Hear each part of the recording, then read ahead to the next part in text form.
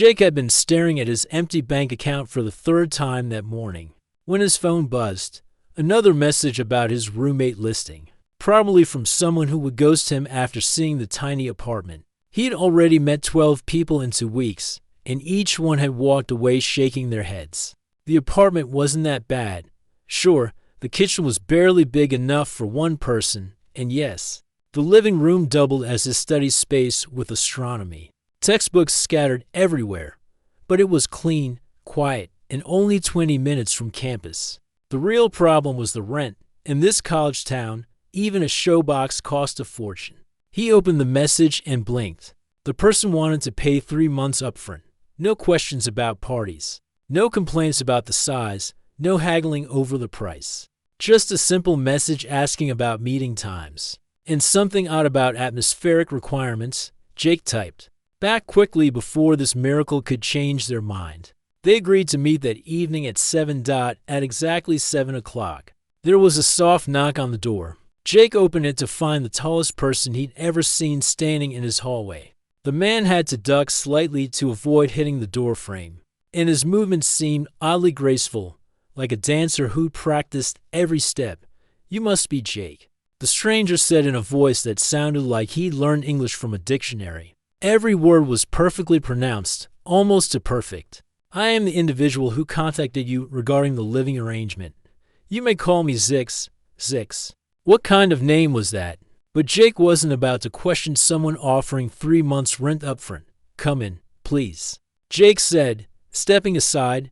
Zix entered the apartment with careful, measured steps. His eyes moved around the room in a systematic way, like he was cataloging every detail. He wore a simple black shirt and dark jeans. But something about his appearance seemed off. His features were too symmetrical. His skin had an odd luminous quality under the cheap apartment lighting, and his eyes seemed to shift from brown to green depending on the angle. "The space is adequate," Zix announced after his inspection. "The ventilation appears sufficient, and the windows provide excellent access to natural light patterns." Who talked like that? Jake wondered, but he nodded enthusiastically. "Great. So, do you have any questions about the lease or house rules?" Zix reached into his jacket and pulled out an envelope. "Thick with cash. I prefer to handle financial transactions immediately. 3 months, as discussed." Jake tried not to look too eager as he took the money. Real cash, not a check that might bounce. This was actually happening. "I have minimal possessions," Zix continued, gesturing to a single metallic briefcase by his feet. "I require very little storage space. My schedule is primarily nocturnal, so I should not disturb your daytime activities." "Nocturnal? Like, you work night shifts?" "Something like that," Zix replied with a small smile that didn't quite reach his eyes. They spent the next hour going over practical details. Zix asked strange questions about the building's structure, the thickness of the walls, and whether anyone had ever reported unusual electromagnetic readings in the area. Jake assumed his new roommate was some kind of graduate student too, maybe in physics or engineering. When Zix finally left to get his things, Jake couldn't shake the feeling that something was different about him, but different in a good way. Somehow, there was something calming about Zix's presence, despite his formal way of speaking. Later that night, Jake was awakened by soft sounds from the living room. He checked his phone. 2:30 a.m. Curious, he crept to his bedroom door and peered out. Zix stood perfectly still by the large window, his back to Jake. He wasn't moving at all, just standing there like a statue, staring out at the night sky. The moonlight seemed to make his skin glow slightly, though Jake figured that was just his tired eyes playing tricks on him. Jake was about to go back to bed when he heard a soft thud. Something had fallen to the floor near Zix's feet, in the dim light. Jake watched as his new roommate began to bend down to pick it up. But Zix didn't just bend over like a normal person would. He moved incredibly slowly, as if he were underwater or performing some kind of meditation. His back curved gracefully, his long arms extending downward in a fluid motion that seemed almost ritualistic. Jake found himself holding his breath, mesmerized by the strange grace of the movement. There was something hypnotic about it, something That made his heart beat a little faster for reasons he couldn't explain. Just as Zix's fingers touched whatever had fallen, he seemed to sense Jake watching. Without straightening up, he turned his head to look directly at Jake through the crack in the door. Their eyes met across the dark room, and then Zix smiled. It wasn't an embarrassed smile of someone caught in an awkward moment. It wasn't apologetic or confused. It was pleased, almost satisfied. Like Jake's attention was exactly what he'd been hoping for. The smile seemed to light up his entire face, making those color-changing eyes sparkle with something Jake couldn't identify. Jake felt his cheeks burn with embarrassment at being caught spying, but he couldn't look away. For a long moment, they just stared at each other across the dimly lit room. Then Zix straightened up with the same slow, graceful movement, still smiling that mysterious smile. "Good evening, Jake," Zix said softly, his voice carrying easily across the small apartment. "I hope I did not disturb your rest." No, Jake whispered back, finally finding his voice. "I just thought I heard something." Zix nodded, as if that explained everything. "I occasionally need to examine certain objects more closely. I hope you do not mind." "It's fine," Jake said, though he had no idea what Zix meant by examining objects. Good night, Zix replied, and turned back to the window. Jake retreated to his bed, but sleep didn't come easily. He kept thinking about that slow, graceful movement and the satisfied smile that followed. There was something about his new roommate that didn't quite add up, but Jake couldn't put his finger on what it was. As he finally drifted off to sleep, Jake found himself looking forward to learning more about the mysterious Zix. Little did he know that his quiet life was about to become far more interesting than any astronomy textbook could ever be. The next morning, Jake woke to find a perfectly clean apartment and no sign that anyone else lived there, except for the lingering sense of something he couldn't identify, something fresh and otherworldly, like the air after a lightning storm. Living with Zix was like sharing space with a polite ghost. Jake would wake up each morning to find the apartment spotless, as if his roommate had spent the night carefully organizing everything. The books on Jake's desk would be arranged by height, his coffee mug would be washed and placed in the exact center of the counter, and there would always be that strange, clean smell in the air. But Zix himself was never around during the day. Jake began to wonder if his roommate actually existed or if he'd imagined the whole thing. The only proof was the rent money sitting in his bank account and the occasional sound of movement. Late at night, 3 weeks into the arrangement, Jake decided to start paying attention. Really paying attention. First, there was the food situation. Jake had stocked the refrigerator with basic supplies when Zix moved in, thinking it was the polite thing to do. Milk, bread, eggs, some leftover pizza, but nothing ever disappeared. The milk didn't go bad because no one drank it. The bread stayed exactly where Jake had placed it. Even the pizza remained untouched, though Jake was pretty sure pizza was universally loved. Jake started leaving little tests. He placed a banana in a specific spot on the counter or arranged crackers in a particular pattern. Everything stayed exactly as he'd left it. Either Zix had incredible self-control, or he didn't eat normal food at all. Then there were the showers. The showers. Every night around midnight, Jake would hear the bathroom door close, followed by the sound of running water. Normal enough, except the water would run for hours. The first time it happened, Jake knocked on the door after 2 hours, worried that Zix had fallen asleep or something worse. "I am quite well. Thank you for your concern," came Zix's voice through the door. Perfectly calm and not at all out of breath, the water kept running for another hour after that. Jake tried to figure out what anyone could possibly be doing in a shower for 3 hours. He timed it, 3 hours, almost exactly, every single night, and afterward, the bathroom would smell like the air during a thunderstorm. Sharp and electric and completely unlike any soap or shampoo Jake had ever encountered. But the weirdest thing, the thing that kept Jake awake staring at his ceiling, was the way Zix moved. It started with small things Jake almost missed. Zix would reach for something on a high shelf, and for just a moment, it looked like his feet weren't quite touching the ground, or he'd walk across the apartment, and his footsteps would be completely silent. As if he weighed nothing at all. Jake told himself he was imagining things. Stress from school, maybe, or too much coffee.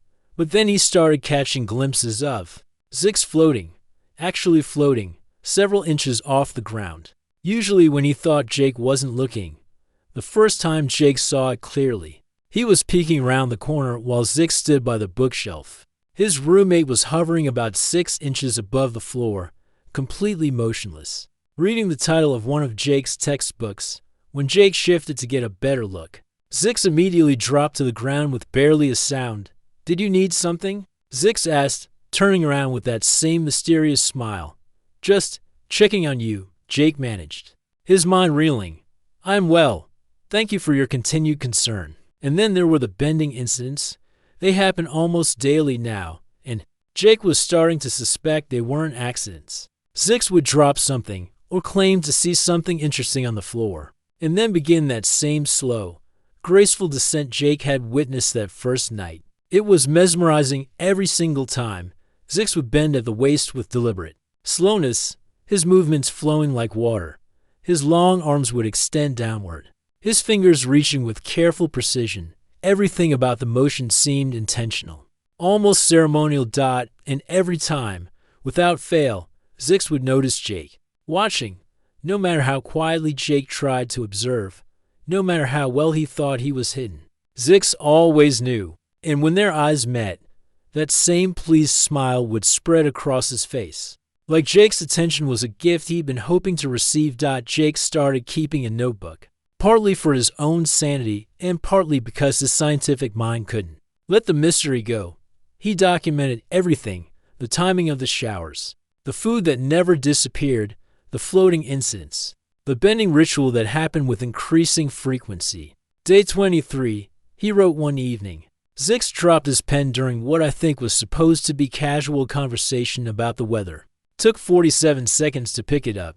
Maintain eye contact for 12 seconds after straightening up. I'm starting to think he's doing this on purpose. The realization that Zix might be intentionally trying to get his attention sent Jake's mind spinning in directions he wasn't prepared for. Because the truth was, he liked watching, more than liked it. There was something about Zix's strange grace that made Jake's heart race and his palms sweat. His astronomy studies began to suffer. Instead of focusing on star charts and planetary movements, Jake found himself thinking about the way Zix moved through their apartment. He'd catch himself staring at the spot where he'd seen his roommate floating, or replaying that slow bending motion in his mind during lectures. Professor Chen noticed his distraction during their weekly meeting about Jake's thesis research. "You seem preoccupied lately," she observed, looking over Jake's recent work. "Is everything all right at home?" Jake almost laughed. How could he explain that his roommate might not be entirely human, and that he was developing feelings he didn't understand for someone who defied the laws of physics on a daily basis? Just adjusting to having a roommate, he said instead, "Well, try to focus. Your research is too important to let personal matters interfere." But Jake couldn't focus. Not when every evening brought new mysteries and that same knowing smile that seemed to see right through him. That night, as Jake pretended to study at his desk, he watched Zix examine a houseplant with that same ritualistic attention. When Zix began his slow descent to inspect the soil, Jake didn't even pretend to look away. Their eyes met as Zix straightened up, and this time, the smile was different. Warmer, somehow. More personal. "Jake," Zix said softly, "I hope my presence here has not been too unusual for you." "No," Jake replied, surprised by the honesty in his own voice. "Actually, it's been the most interesting 3 weeks of my life." Zix's smile grew brighter, and for a moment, Jake could have sworn his roommate's eyes flashed with something that looked almost like starlight. "I am pleased to hear that," Zix said. "Very pleased indeed." As Jake fell asleep that night, he realized he was no longer just curious about his mysterious roommate. He was falling for him. Impossible as that seemed, and based on those knowing smiles and carefully orchestrated moments, Jake was beginning to suspect that maybe, just maybe, the feeling was mutual. Jake had been lying awake for 2 hours, staring at the ceiling and listening to the usual sounds from the living room, soft footsteps, the rustle of papers, and something else he couldn't identify, a faint humming sound, almost musical, but unlike anything he'd heard before. His curiosity finally won over his respect for privacy. He slipped out of bed as quietly as possible and crept toward his bedroom door. The living room was dark except for a soft, pulsing light coming from near the couch.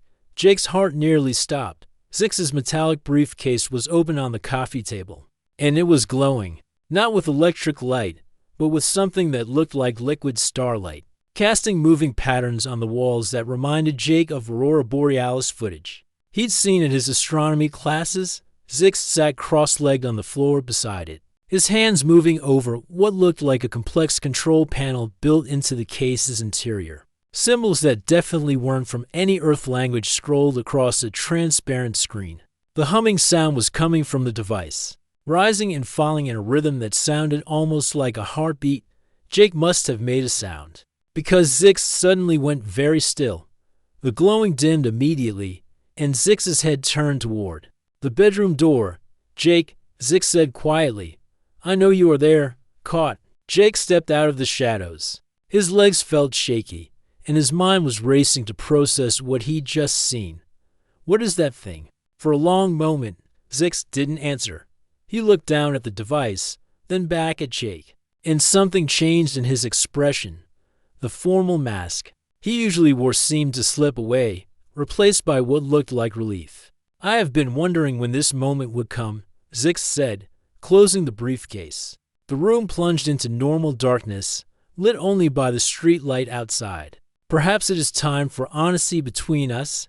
Jake walked closer, his scientific curiosity overriding his fear. "Zix, what's going on? And please don't tell me it's some kind of art project or experimental technology. I've seen you floating. I've watched you move like gravity doesn't apply to you. And that thing," he pointed at the briefcase, "that's not from any tech company I know." Zix stood up slowly, and even in the dim light, Jake could see that familiar careful grace in his movements. "You are correct. It is not from any Earth-based technology." The words hung in the air between them. Jake felt like his brain was trying to process an equation that didn't make sense. "Earth-based?" Jake repeated weakly. "I'm not from your world, Jake." Zix's voice was gentler now, less formal than usual. "I'm what you would call an extraterrestrial. I come from a place very far from here, and I am part of a research team studying human behavior and culture." Jake sat down heavily on the couch, grateful it was there to catch him. "You're an alien. That is your word for it, yes? An actual alien living in my apartment, paying rent." "The rent seemed like an appropriate way to blend into your society," Zix said, and Jake thought he detected a hint of humor in his voice. 100 questions crowded Jake's mind at once. "How long have you been here? Are there others? Why are you studying us? Is your name even really Zix?" "It is a shortened version of my actual name, which would be difficult for you to pronounce," Zix replied, settling back down on the floor. "I have been on Earth for approximately 6 months. There are others, but we work separately to avoid detection. As for why," he paused, seeming to choose his words carefully. "My people are curious about other intelligent species. We want to understand how different forms of life develop culture, relationships, emotions." Jake's mind was reeling, but one thing kept coming back to him.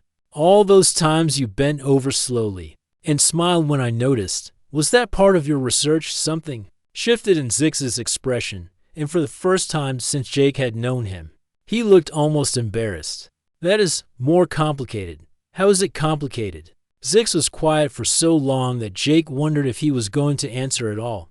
Finally, he spoke. "My species communicates differently than yours. Much of our interaction is through body language and physical positioning. What you observe, this bending over slowly, is actually a form of expression in my culture. Expression of what? Interest, affection, an invitation for attention." Zix's voice grew softer. "When I perform those movements and you watch, and especially when you seemed affected by them, it pleased me greatly. Your attention was exactly what I was hoping to receive." Jake felt his cheeks burn. "So you were flirting with me?" Alien flirting? I suppose that would be your term for it, yes. The apartment fell silent except for the distant sound of traffic outside. Jake tried to wrap his mind around everything he'd just learned. His mysterious roommate was an extraterrestrial researcher who had been attempting to court him. Using alien body language. This is insane, Jake said finally. I understand if you wish me to leave, Zix said quickly. I know this must be overwhelming. For you, I never intended for my identity to be revealed, but I found myself becoming attached to you in ways that were not part of my original mission. Attached? You are kind, Jake. You are curious about the world around you. You treat others with respect. And you have an openness to new experiences that is rare. Spending time with you, even in secret, has been the most fulfilling part of my research, Jake. Looked at Zix sitting there in the dim light, looking more human and vulnerable than he ever had before. The formal speech patterns made sense now. He learned human language from textbooks. The floating, the strange shower habits, the food situation, all explained by his alien biology. Your eyes, Jake said suddenly, they change color. They reflect my emotional state. It is something my people cannot control. What color are they when you're happy? Zix smiled, and Jake watched his eyes shift to a warm golden shade.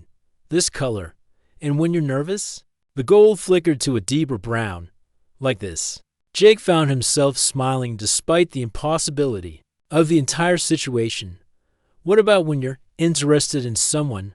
Zix's eyes shifted again, this time to a brilliant green that seemed to glow in the darkness. Green, he said softly. They've been green a lot lately when you look at me. Yes, Zix admitted. They have.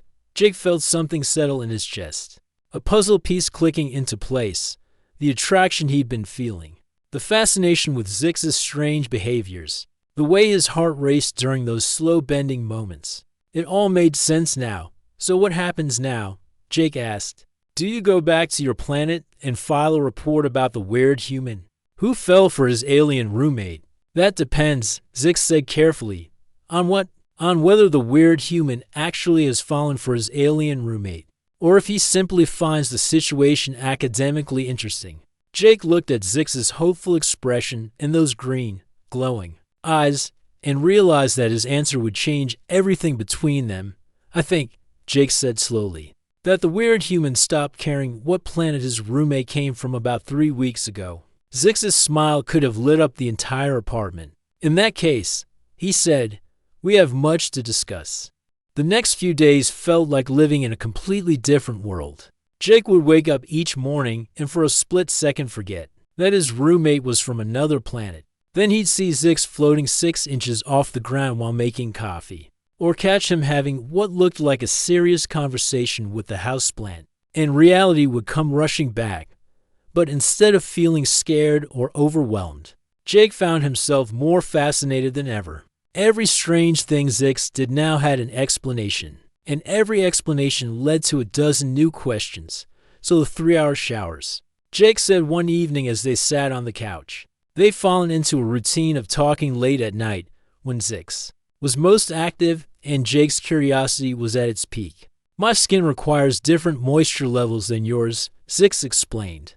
The water helps regulate my body temperature and maintains the correct chemical balance. On my world, we have chambers that do this automatically, but Earth's showers work adequately with enough time.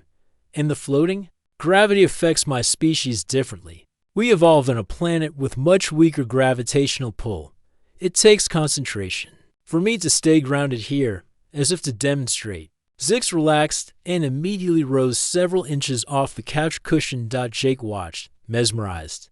Does it hurt to stay on the ground? Not hurt, exactly. But it is tiring. Like you might feel if you had to constantly flex your muscles. Zix settled back down gently. I appreciate that you allow me to be natural in our home. Our home. The words sent a warm feeling through Jake's chest. What about food? I've never seen you eat anything. I process nutrients differently. That device you saw in my briefcase provides what I need. Your food is not harmful to me, but it provides no benefit either. Jake shook his head in amazement. 6 months I've been buying groceries for someone who doesn't eat food. Your thoughtfulness in providing for me was noted and appreciated, Zix said with that soft smile. It told me much about your character. These conversations became the highlight of Jake's days. Zix would explain some aspect of his biology or culture, and Jake would share human customs in return.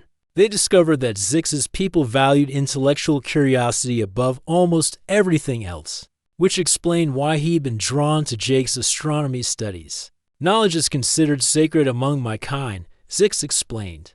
Those who seek to understand the universe are held in highest regard. When I observed your dedication to learning about the stars, I knew you possessed qualities my people would admire, even though I'm just a graduate student who can barely pay rent. Wisdom and curiosity cannot be measured by financial success, Zix said seriously. You understand this, which makes you remarkable among your species.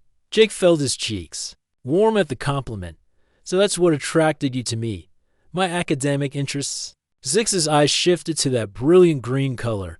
Initially, yes, but as I observed you more closely, I discovered many other qualities: your kindness to neighbors, your patience with difficult people, your willingness to help others even when it inconveniences you. On my world, we call this soul brightness. It is rare and precious.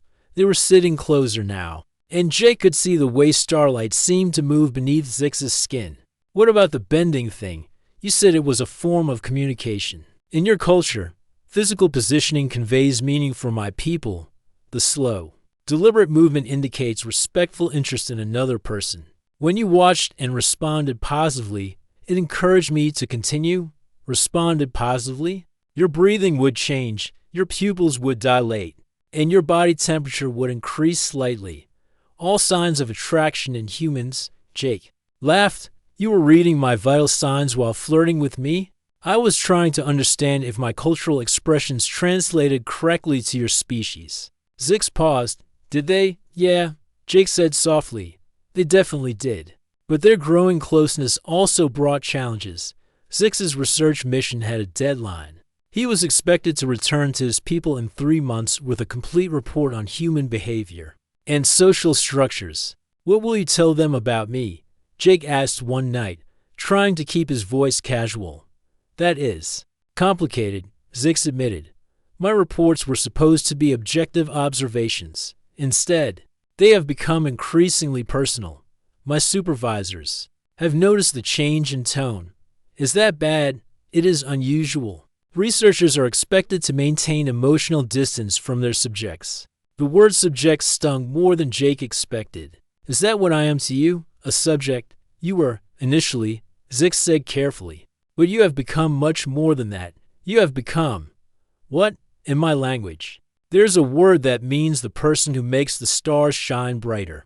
I believe your closest equivalent would be beloved. Jake's heart skipped a beat. Beloved, if that term is acceptable to you. Instead of answering with words, Jake reached over and took Zix's hand. It was warmer than human skin, with a texture like silk over steel. It's more than acceptable. They sat in comfortable silence. For a while, fingers intertwined. Jake marveled at how natural it felt, despite everything that should have made it impossible. There's something else you should know, Zix said eventually. My people have been monitoring my communications. They are aware that I have formed an attachment. Are you in trouble? Possibly. Emotional involvement with research subjects is strongly discouraged. Some of my supervisors believe I have been compromised and should be recalled immediately. Jake felt a chill of fear. When? I have requested an extension to complete my research, but I do not know if it will be granted. The decision will come soon. That night, Jake lay awake thinking about what it would mean to lose Zix. Somewhere along the way, his mysterious roommate had become the most important person in his life. The idea of Zix disappearing back to whatever distant world he came from felt unbearable. The next morning, Jake made a decision. He was going to fight for this relationship, no matter how impossible it seemed. If Zix's people valued knowledge and understanding, then Jake would show them something they'd never seen before. A human willing to love someone from the stars. But first, he needed to learn everything he could about Zix's culture and find a way to prove that their connection was more than just research gone wrong. It was real, It was meaningful, and it was worth preserving. As Jake watched Zix perform his morning routine, floating gracefully around the apartment, tending to plants with gentle precision, humming those otherworldly melodies, he realized he was looking at his future. The only question was whether that future would include both of them, or if he'd have to find a way to follow Zix to the stars. Jake knew something was wrong the moment he walked into the apartment. Zix stood by the window in that perfectly still way he did when he was stressed. But this time his usual calm seemed cracked around the edges. His skin had lost its subtle glow, and his eyes were a muddy brown color Jake had never seen before. "They are coming," Zix said without turning around. "Tomorrow." Jake's stomach dropped. "Your supervisors?" "3 of them. They have decided that my research has been compromised beyond repair, and that I must return immediately for recalibration." The way Zix said recalibration made Jake's blood run cold. "What does that mean?" "They will remove my memories of this place, of you, then reassign me to a different research post where I cannot become emotionally involved with the subjects." Zix finally turned around, and Jake could see pain written across his features. "I will remember my mission, my people, my training, but I will not remember the person who taught me what it means to love." Jake felt like he'd been punched in the chest. "There has to be something we can do. I have already tried everything within our legal system. My requests for extension have been denied. My arguments about the scientific value of continued research have been dismissed. They view my attachment to you as a failure, not a discovery. Then we'll run away." Jake said desperately, "You can stay here, hide from them somehow. I would be hunted. And eventually, you would be in danger too." Zix shook his head. "I cannot ask you to live that kind of life." Jake began pacing the small apartment, his mind racing. There had to be a solution. Some way around this.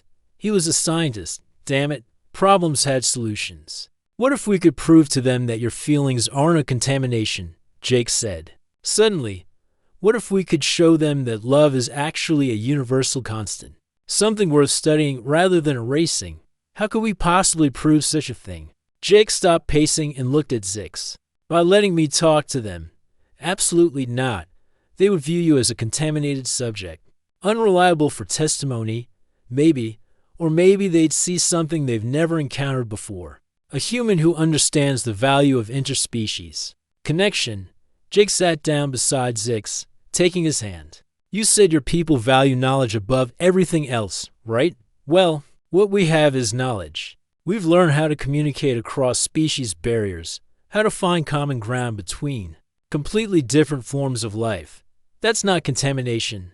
That's breakthrough research." Zix stared at him. "You would risk everything to speak with beings who could decide you are a threat to be eliminated. For you, for us." Yes, that evening, Zix made the call, using his communication device. He contacted his supervisors and informed them that his research subject had requested a formal audience. The request was so unusual that after much debate, they agreed to hear what Jake had to say. They will arrive tomorrow at sunset. Zix explained after ending the transmission. "I should warn you, they are not like me. They have had no extended contact with humans and may seem cold or frightening to you. Will you be there? I will translate, yes." But Jake, Zix's eyes had shifted to deep purple, a color that seemed to indicate worry. "If this goes badly, if they perceive you as a threat, I may not be able to protect you. I understand." They spent that night preparing. Zix explained the formal protocols of his people, their methods of reasoning, and what arguments might carry the most weight. Jake practiced his speech until he had every word memorized. "Remember," Zix said as they watched the sun begin to set the next day, "they will test your logic, question your motives, and analyze every word you speak. But they are fair. If you can show them something they have not considered, they will listen." At precisely sunset, 3 figures materialized in their living room. Jake's first thought was that they looked like Zix might have if he'd never learned to be human. They were tall and graceful, but their movements were sharp and precise rather than flowing. Their eyes held no warmth, and their expressions were perfectly neutral. The center figure spoke in a language that sounded like wind chimes and flowing water. Zix translated. Commander Veth wishes to know why a research subject believes it has relevant input on scientific protocol. Jake took a deep breath and stepped forward. Because I'm not just a research subject anymore. I'm proof that your research has succeeded beyond your expectations. Another exchange in their musical language. They ask what you mean by this claim. 6 months ago, Zix came here to study human behavior and culture. He was supposed to observe from a distance, collect data, and report back. Instead, he discovered something your people have never documented before. That love can exist between species that evolved on different worlds, under different conditions. With completely different biologies, Jake looked directly at Commander Veth as Zix translated, trying to project confidence he didn't entirely feel. Zix didn't fail his mission. He expanded it. He proved that connection, understanding, and affection are universal constants that transcend physical form. Isn't that exactly the kind of knowledge your people seek? The three beings conferred in their Chiming language for several minutes. Finally, Commander Veth spoke again. They say that emotional attachment compromises objective research. Does it? Jake challenged. Or does it provide access to data that pure observation never could? Zix learned more about human culture in 6 months of connection than years of distant study could have revealed. He understands our motivations, our fears, our hopes, not because he read about them, but because he experienced them with us. Another long discussion. This time, one of the other figures spoke. Supervisor Keth asks, what makes you believe your individual experience represents universal truth? Jake smiled. Because love isn't just an emotion. It's a force that drives behavior across every species on Earth. It makes beings sacrifice for each other, work together, create new life, and preserve what matters most. If that same force exists between humans and your people, imagine what it might tell us about consciousness itself. The room fell silent. Jake could feel his heart pounding as the three beings seemed to communicate without words, their eyes shifting through colors he'd never seen before. Finally, Commander Veth stepped forward and spoke directly to Jake in careful, accented English. You present an interesting hypothesis, human Jake. But how do we know this connection you claim is genuine and not merely infatuation with the exotic? Because, Jake said, looking at Zix, love isn't about what someone is, it's about who they are. I fell for Zix's curiosity, his kindness, his way of seeing wonder in everything around him.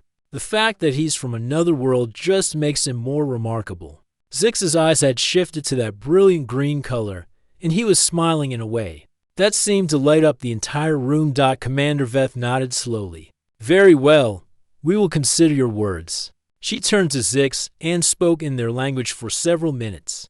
They are granting me a 1-year extension, Zix translated, his voice filled with amazement.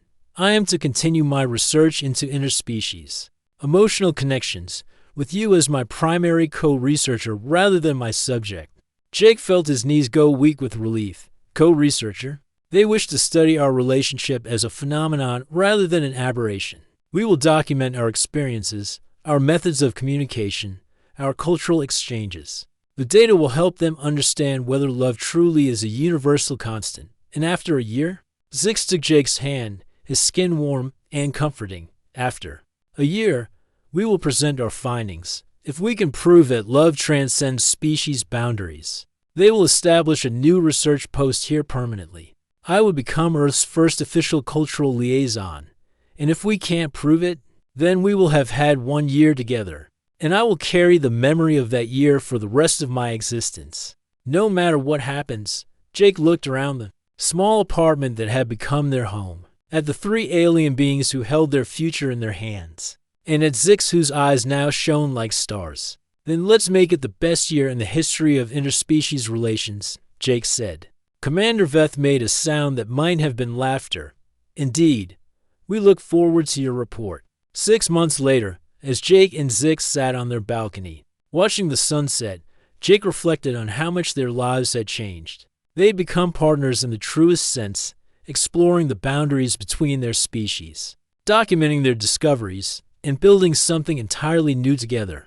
Do you think we'll pass their evaluation? Jake asked, leaning against Zix's shoulder. I think, Zix said, his arm tightening around Jake, that we already have. Love doesn't need to be proven, Jake. It simply is, above them. The first stars were beginning to appear in the darkening sky.